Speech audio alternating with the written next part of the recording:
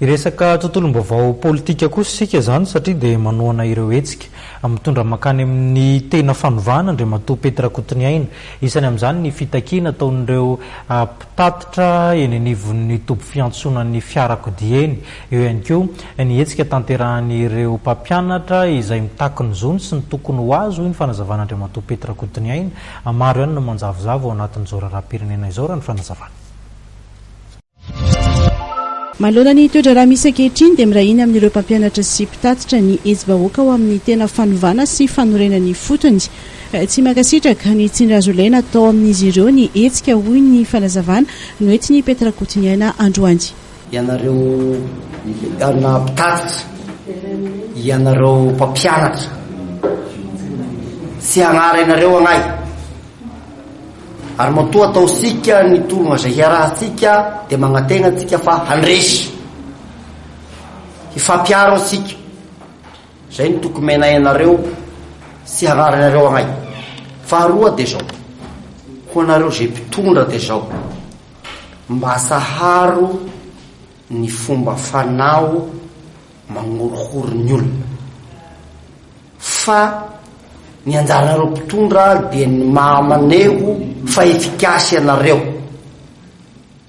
Izay matoa ny olona tsy manaika dia ny fomba fitantagnana mihitsy tsy mandeha ary tsy mandeha zao. Diso fanantenandro mpitatitra eny amin'ny fahasankarana raha ny voalazany solotenan'izy ireo.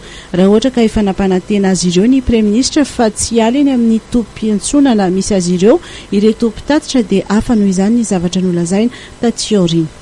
Nanome toky anay Andriamatoa Praiministra fa tsy mialy eo izahay mba hisiny ny fitoniana eto amin'ny tany sy ny firenena. Mifanohitra amin'izany nefa ny zava-misy satria izahay sady tratra ny fandrahonana no tratra ny hoe tsy maintsy mifindra eny ambony.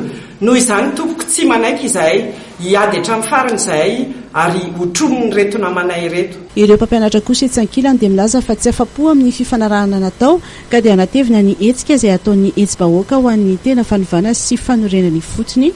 Fanapahana karama ataon'ny mpitondra ambony eto amin'ny tany sy ny fanjakana.